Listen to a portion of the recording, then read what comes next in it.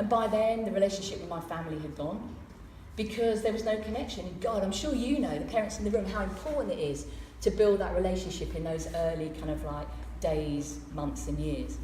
But what I also experienced in that environment was a very medicalised approach to me and my physicality.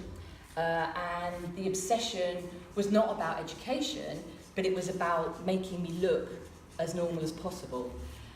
Now that's a challenge, okay? And I'll describe what the response to that was, in the hope that there are people in the room that remember a TV programme in the late 80s. I think it was on Saturday evenings around about tea time, called Metal Mickey. Anyone remember that? Marvellous. Similar generation in the room.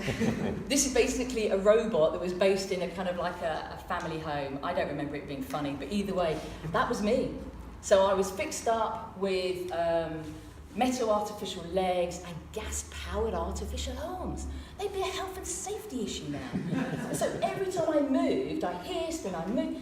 And can you imagine what that did? I was, where was I? Probably about 11 or 12, going into puberty, going into teenage years, dressed like Metal Mickey. I can tell you it did nothing. In all seriousness, it destroyed any sense of positive self-identity or self-esteem. But the only sense was that this was a shared experience.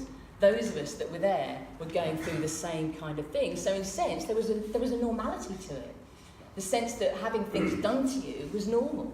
And so there was no challenge around that because no one knew that there was an opportunity to challenge it.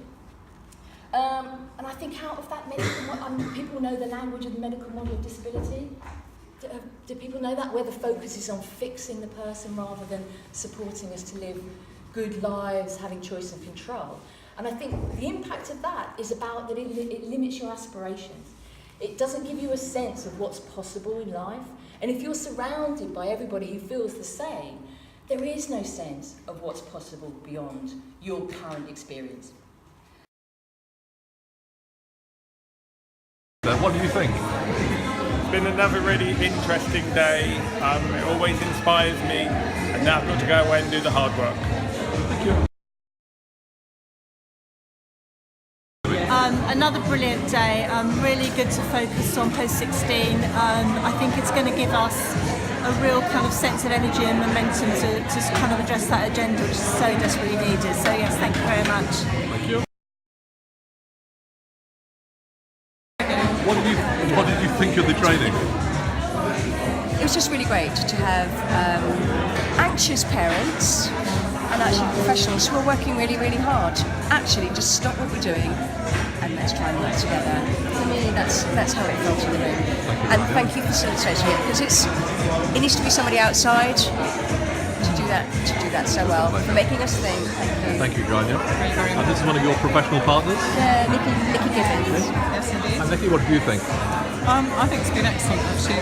Really, really important to be a part of this today, to work in partnership, or to continue to work in partnership with the parents and to hear from their perspective everything that needs to be in this agenda going forward. Thank you.